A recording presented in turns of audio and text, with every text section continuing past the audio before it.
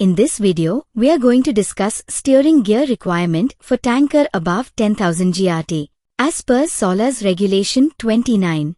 In every tanker, the chemical tanker or gas carrier of 10,000 gross tonnages and upwards, and in every other ship of 70,000 gross tonnages and upwards, the main steering gear shall comprise 2 or more identical power units complying with the provisions.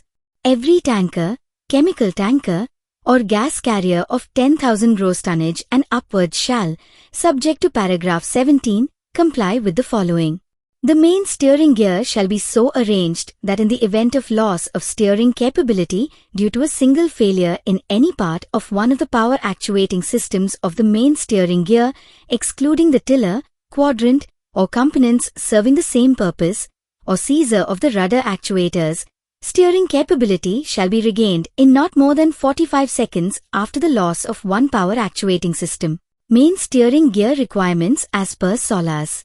Rudder stock shall be of adequate strength and capable of steering the ship at maximum ahead speed, capable of putting rudder over from 35 degree on one side to 35 degree another side at its deepest draft and maximum ahead service speed, and 35 degree on either side to 30 degree on another side in 28 seconds.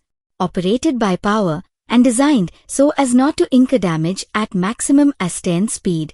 Auxiliary steering gear requirement as per SOLAS. Capable of putting the rudder 15 degree on one side to 15 degree on the other side in 60 seconds when vessel at the deepest draft, and running ahead at half maximum head service speed or 7 knots, whichever is greater. Adequate strength and capable of steering at a navigable speed. Steering gear control from navigation bridge and locally. Auxiliary steering gear controls from locally, and if power operated, also operable from navigation bridge. Steering capability to be regained in not more than 45 seconds after the loss of one power system.